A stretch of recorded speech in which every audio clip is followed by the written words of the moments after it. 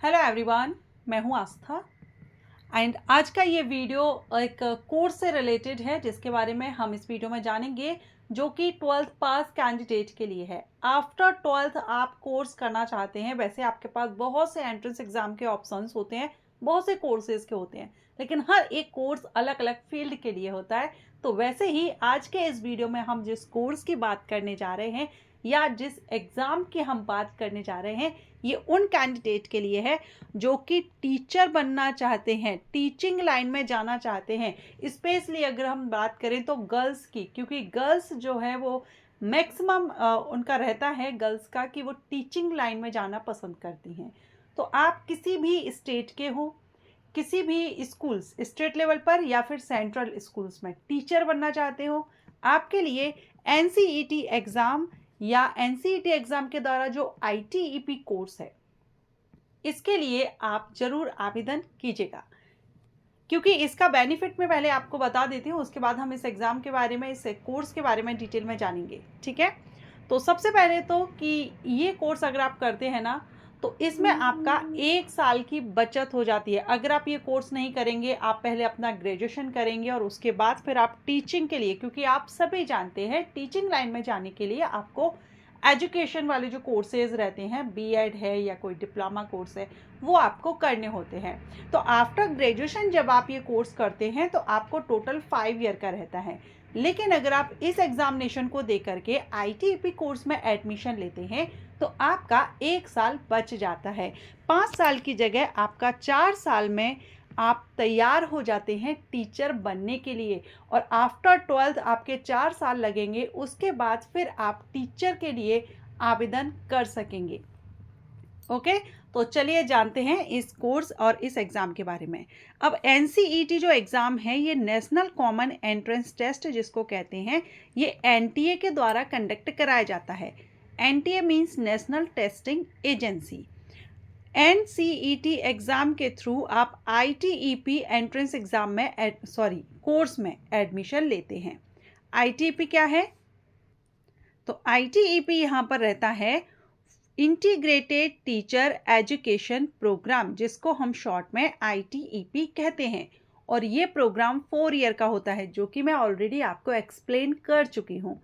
क्योंकि after 12th जब आप एनसीईटी एग्ज़ाम देंगे तो आप आईटीईपी 4 ईयर आईटीईपी कोर्स में एडमिशन लेंगे। आईटीईपी कोर्स क्या है? 4 ईयर के हैं। एजुकेशन प्रोग्राम के साथ आपकी ग्रेजुएशन रहती है। मीन्स आप बीए, बीएससी, बीकॉम के साथ में बीएड करते हैं। आपने देखा होगा BSc, BEd, BA BEd, BCom BEd, इन्हीं कोर्सेज में एडमिशन आपको एनसीईटी एग्ज़ाम के बेस पर मिलता है। और इस एग्ज़ाम के बाद आप टॉप यूनिवर्सिटीज़ में एडमिशन ले सकते हैं।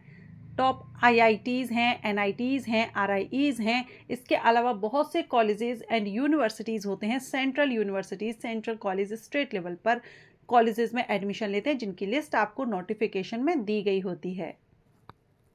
तो आप अपनी सुविधा के अनुसार उस कॉलेज में एडमिशन ले सकते हैं जहाँ पर जो आपको नज़दीक हो, जहाँ पर आप सुइटेबल हो, एंड जहाँ फ़ीस भी आपको देखनी होगी ना, कहाँ पर कितनी फ़ीस है, तो उस हिसाब से आपको जो भी सुइटेबल हो आप उसमें एडमिशन ले सकते हैं। बस शर्त यही होनी चाहिए कि वो कॉलेज या यूनिवर्सिटी आईटीईपी के अंतर्गत जो भर्ती की जा रही है, जो एडमिशन आपको दिया जा रहा है, वो उस लिस्ट में होना चाहिए। अब लिस्ट आपको कहाँ से देखनी होगी? तो जो नोटिफिकेशन जो आप देख रहे हैं ना, इसी में जब आप नीचे स्क्रॉल करेंगे तो आपको इसमें लिस्ट दी गई होती है।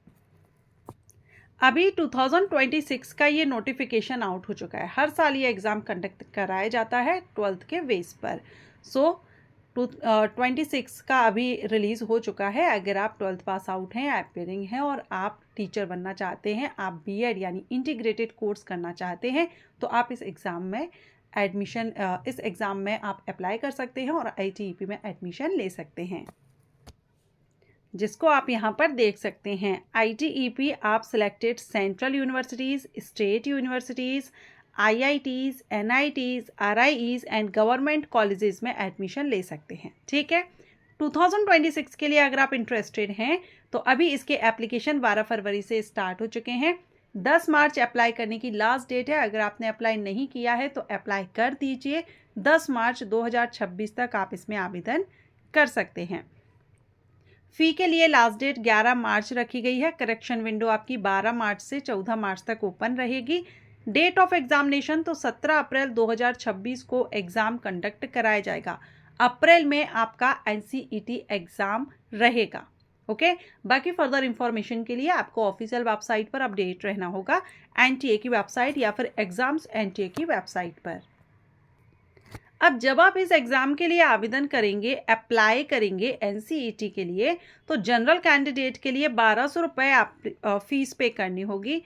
OBC, NCL एंड EWS इनके लिए 1000 रुपये फीस पे करनी होगी।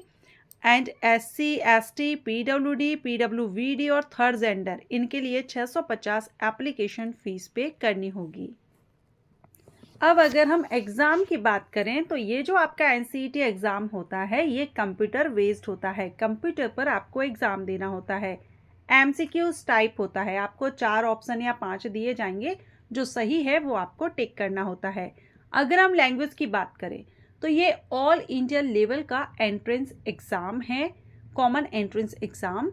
इसलिए ये एग्ज़ाम आपका 13 लैंग्वेजेस में कंडक्ट कराया जाता है। और ये 13 लैंग्वेजेस हैं आसामीज़, बंगाली, इंग्लिश, गुजराती, हिंदी, कन्नड़, मलयालम, मराठी, पंजाबी, उड़िया, तमिल, तेलुगु और उर्दू। ये लैंग्वेजेस हैं जिसमें ये एग्ज़ाम कंडक्ट कराया जाएगा। तो आपका जो भी मीडियम है आप उसमें अपना एग्ज़ाम दे सकते हैं। अगर हम सिलेबस की बात करें तो इसमें एक आपका लैंग्वेज रहता है, ठीक है। डोमेन सब्जेक्ट रहेगा, जो भी आपका क्लास 12th है उसका सिलेबस ही यहाँ पर रहेगा 12th का, ठीक है। जैसे आपने 12th साइंस से किया है तो आप BSc B.Ed के लिए एलिजिबल हैं, तो 12th साइंस का आपका सिलेबस रहेगा। अगर आपने 12th आर्ट से किया है तो आपका आर्ट साइड से रहेगा। आपने BCom से किया है तो BCom साइड से रहेगा। और इसी के अकॉर्डिंग आप BCom यानी कॉमर्स से हैं, 12th अगर आपने कॉमर्स से किया है तो कॉमर्स का रहेगा। अब अगर आपने कॉमर्स से किया है तो BCom B.Ed में एडमिशन लेंगे, साइंस से किया है तो BSc B.Ed में लेंगे, आर्ट से किया है तो BA B.Ed में एडमिशन आपको मिलेगा। इसके अलावा जनरल टेस्ट भी होता है, जिसमें आपके जनरल जो सब्जेक्ट्स रहते हैं, general knowledge, current affairs, general mental ability, numerical ability, reasoning, ये क्वेश्चंस किए जाएंगे। साथ में टीचिंग एप्टीट्यूड टेस्ट भी रहेगा, जो आप सिलेबस, डिटेल सिलेबस भी वेबसाइट पर अपलोड कर दिया जाता है, तो आप वेबसाइट से डिटेल सिलेबस भी चेकआउट कर सकेंगे। अब अगर हम स्कीम ऑफ एग्जामिनेशन की बात करें तो आपके 4 सेक्शन में ये एग्ज़ाम रहेगा। सेक्शन फर्स्ट जो आपका रहेगा, यहाँ आपको 38 लैंग्वेज का ऑप्शन रहता है। जब आप फॉर्म फिल करते हैं तो उस टाइम आपको कोई भी 2 लैंग्वेज सिलेक्ट करनी है, जो हमने ऊपर देखा था। लैंग्वेज टेस्ट आपका होगा, ठीक है, वोकैबुलरी वगैरह आपसे पूछी जाएगी। तो लैंग्वेज आपको 38 लैंग्वेजेस में से 2 लैंग्वेज आपको सिलेक्ट करनी है, language 1 and language 2। 2 different language paper are to be chosen, ठीक है। Each language paper will have 23 question out of 20 question need to attempt. हर एक लैंग्वेज से, जैसे कि आपने इंग्लिश और हिंदी को चूज किया, दोनों से आपसे 23 प्रश्न पूछे जाएंगे, लेकिन आपको अटेम्प्ट 20 करने हैं। ओके। सेक्शन सेकंड में आपका डोमेन सब्जेक्ट रहेगा, जो अगर आप साइंस से हैं, आप आर्ट से हैं या आप कॉमर्स से हैं, तो वही आपके यहाँ पर रहेंगे। 3 डोमेन स्पेसिफिक सब्जेक्ट आपको चूज करने होंगे, ठीक है। और हर एक आपका 28 प्रश्न पूछे जाएंगे, 25 के आपको आंसर देने होंगे। थर्ड सेक्शन आपका मैंडेटरी सेक्शन है सभी के लिए, चाहे आप आर्ट से हो, कॉमर्स से हो या साइंस से हो, क्योंकि ये है जनरल टेस्ट। इसमें भी 28 प्रश्न पूछे जाएंगे, 25 आपको अटेम्प्ट करने होंगे। एंड फोर्थ आपका टीचिंग एप्टीट्यूड है, ये भी सभी के लिए कंपलसरी है, मैंडेटरी है, क्योंकि ये कॉमन है सभी के लिए। टीचिंग एप्टीट्यूड टेस्ट, इसमें आपसे 23 क्वेश्चंस किए जाएंगे और 20 क्वेश्चंस आपको अटेम्प्ट करने होंगे, ठीक है। तो टोटल अगर हम देखें तो 181 क्वेश्चंस आपसे पूछे जाएंगे, जिसमें से आपको 160 क्वेश्चंस अटेम्प्ट करने होंगे। एग्ज़ाम ड्यूरेशन तो 180 मिनट का समय आपको एग्जामिनेशन के लिए दिया जाएगा।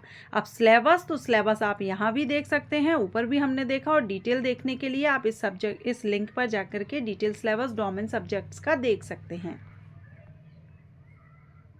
इस एग्ज़ाम को देने के लिए कोई भी एज लिमिट नहीं होती है। अगर आप अभी 12वीं पास कर रहे हैं और आप देना चाहते हैं तो दे सकते हैं, लेकिन अगर आपने काफ़ी टाइम पहले 12th पास कर लिया है, लेकिन अब आप सभी जगह ट्राई करने के बाद अगर आपकी जॉब नहीं लगी है या फिर आपका मन ऐसा हुआ कि मुझे टीचिंग लाइन में जाना है, मुझे टीचर बनना है, तो भी आप आफ्टर 12th ये कोर्स आप कर सकते हैं। कोई एज लिमिट नहीं है। जो कैंडिडेट 12th पास आउट होकर के पढ़ाई छोड़ देते हैं किसी भी रीज़न से, तो उस कंडीशन में भी आप ये कोर्स कर सकते हैं। सो आई थिंक मैंने जो भी बेसिक क्वेश्चंस आपके थे मैंने सारे आपके क्लियर कर दिए हैं। एक बार आप ये चार्ट भी देख लीजिए।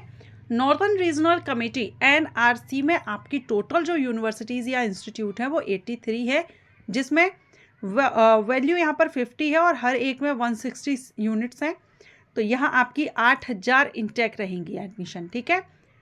ईस्टर्न रीजनल कमेटी में टोटल 4450 रहेगी, वेस्टर्न में 1550 और साउथर्न में 2950। टोटल आप यहाँ देख सकते हैं 16950। तो आप जिससे भी हो, जहाँ से हो, उस हिसाब से आप इसमें ले लेंगे एडमिशन। फिर भी अगर आपको लगता है या कोई क्वेश्चन आपके मन में है और मैं इस वीडियो में कवर नहीं कर पाई हूँ तो आप मुझे कमेंट करके पूछ लीजिए। Thank you so much for watching.